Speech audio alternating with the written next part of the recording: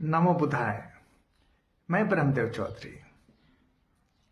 बौद्ध धर्म और विश्व वीरांगना फूलन देवी।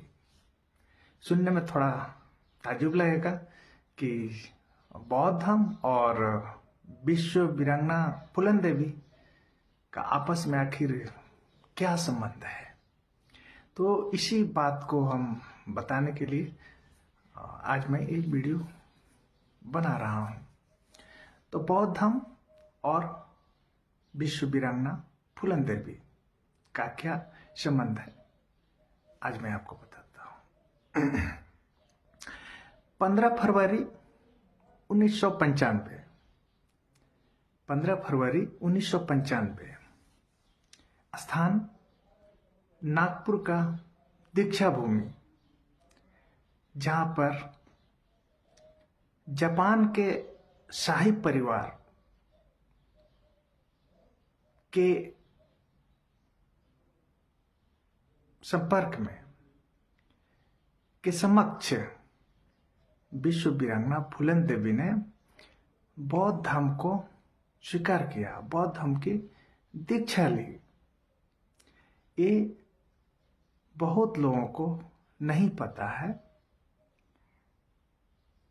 कि फूलन देवी बौद्ध धर्म में खुद को बदल चुकी थी। जो उनका पहला धर्म था वो उन्होंने छोड़ दिया था। तो उन्हें 95 और फिर 2001 में उनका मर्डर हो गया था। उन्हें समय नहीं मिला ज़्यादा ताकि इस पर काम कर सके। तो आज का मेरा जो ये बनाने का मुख्य उद्देश्य है, विश्व वीरांगना फूलन देवी और बौद्ध धर्म को जोड़ने का, और उससे पहले 2500 साल पहले जब तथागत बुद्ध का समय था, तब हमारा देश 16 गणराज्यों में, महाजनपदों में बटा हुआ था, और उसमें एक मल वंश हुआ करता था। मल वंश, जिसे मल्लाह कहते हैं।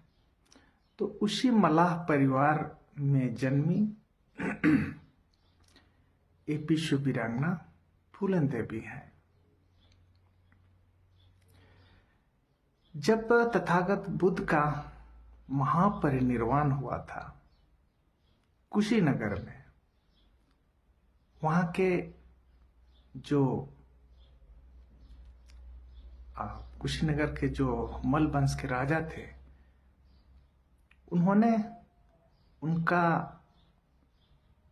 अंतिम जो दाह संस्कार प्रक्रिया है वो उन्होंने किया था। हालांकि इस पर लंबा विवाद हुआ था। जब उनका महापरिनिर्वाण हुआ तो उस समय के जितने भी राजा थे सब आपस में लड़ने लगे थे। फिर 2 या 3 दिन के बाद फैसला हुआ था। तो वो बात की बातें हैं।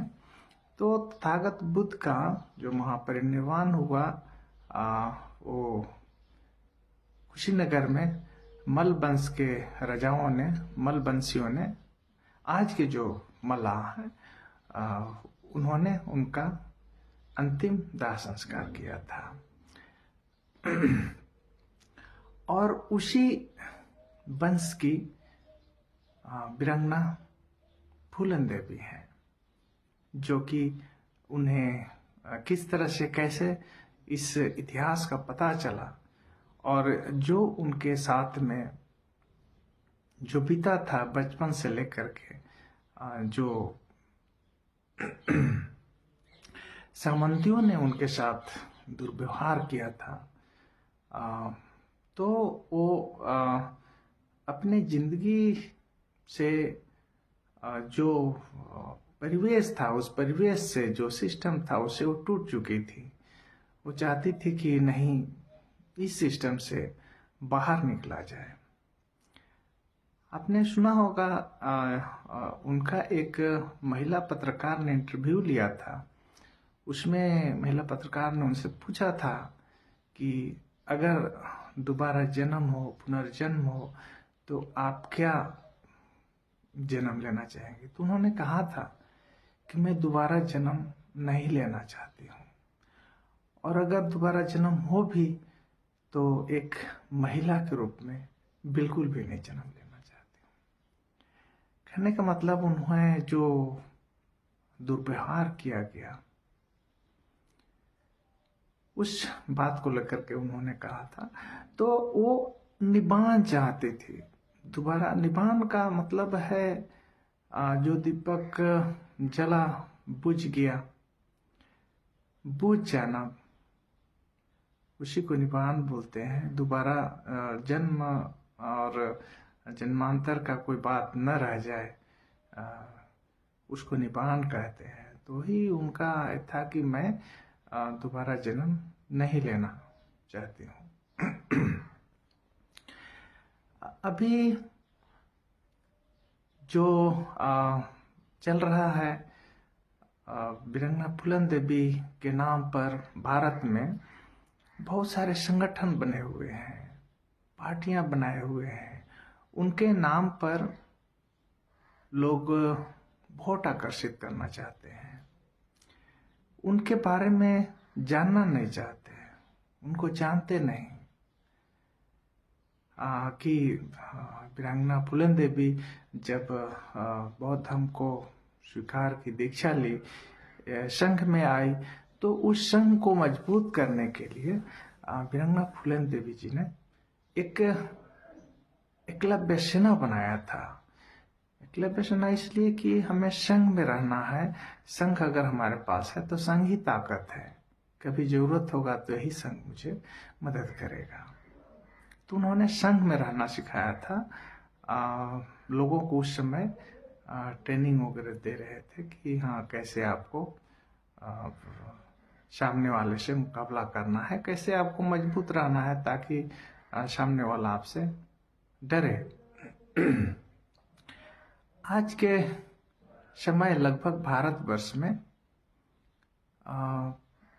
उनकी जो बिरादरी थी, मल्लाह, जिसे निषाद, केवट और सब कुछ बोलते हैं, तो जो एक्चुअली निषाद शब्द संस्कृत का शब्द है और वो बुरा अर्थ देने वाला शब्द है। जो असली शब्द है वो निषाद है, जो पाली भाषा का धम्मलिपि का शब्द है, जो सिंधु घाटी सभ्यता का शब्द है। तो आज के समय 15 करोड़ से ऊपर उनकी बिरादरी के लोग भारतवर्ष में निवास करते हैं, और जो निषाद शब्द है, निषाद शब्द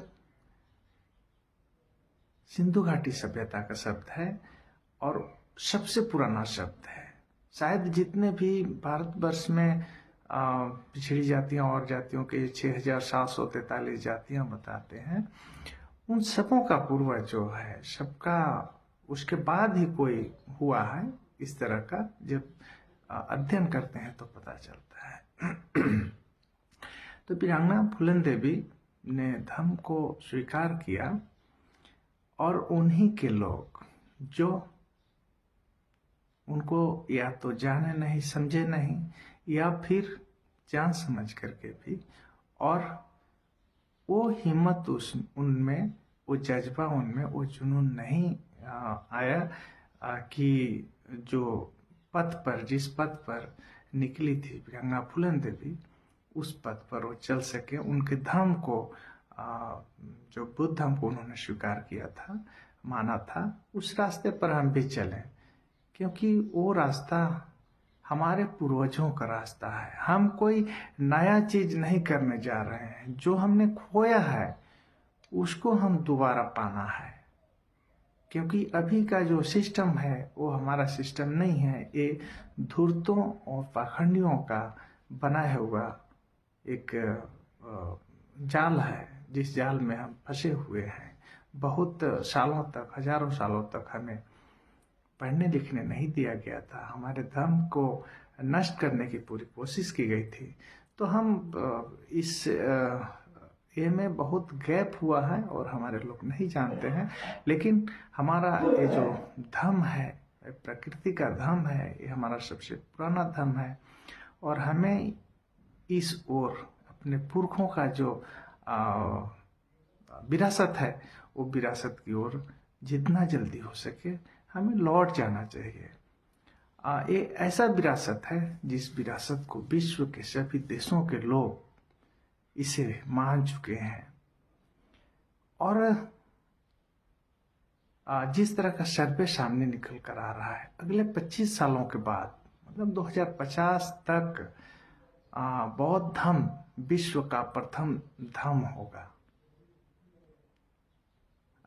जिस तरह से वैज्ञानिकों के वैज्ञानिक एलोन मस्क ने अनाउंस किया है, बताया है, जिन्हें बुद्ध का जो मध्यम मार्ग है, मध्यम का है, वो उन्हें पसंद आया और उन्होंने स्टडी किया और इस युग के वो एक महामानव हैं, महापुरुष हैं। उन्होंने बताया कि बौद्ध धर्म ही इस दुनिया का धर्म होगा, इसी के ये पर आगे हम बढ़ सकते हैं, प्रगति कर सकते हैं। तो उन्होंने ऐसा कहा और हम भी उन लोगों को सजेस्ट करना चाहते हैं जो वीरांगना फूलन देवी जी के वंश के हैं, जो उनकी बिरादरी के हैं, कम से कम जरूर बुद्ध धर्म की ओर लौट जाना चाहिए, जिस तरफ वीरांगना फूलन देवी जी ने अपना कदम रखा था। उन्हें तो मौका नहीं मिला आगे जीवन जीने का, ताकि और आगे तक आपको ले जाते बताते। आप उनका जो गलत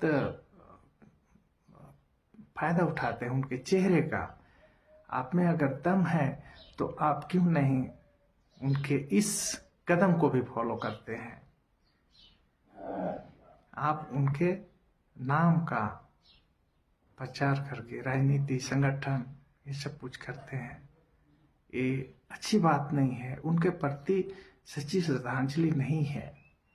हमें विश्व वीरांगना फूलन देवी जी के बढ़ाए हुए कदम के साथ कदम मिलाकर और इस धर्म में वापस आना चाहिए, क्योंकि ये हमारे पुरखों का, पूर्वजों का धर्म है।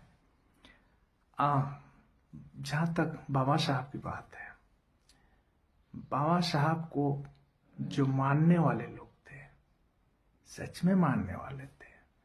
जब बाबा साहब ने बौद्ध धर्म की दीक्षा ली, उस वक्त 5 लाख लोग एक साथ धर्म की दीक्षा ली। दूसरे दिन 10 लाख लोग धर्म की दीक्षा ली। बाबा साहब ने उन्हें धर्म की दीक्षा दिलाई। लेकिन ये लोग जानते भी नहीं हैं। जानना चाहिए, मालूम होना चाहिए। हमारी बहुत बड़ी तादाद है। हम इस भारत के सभ्यता के सबसे पहले के लोग हैं, उसके बाद ही और कोई है।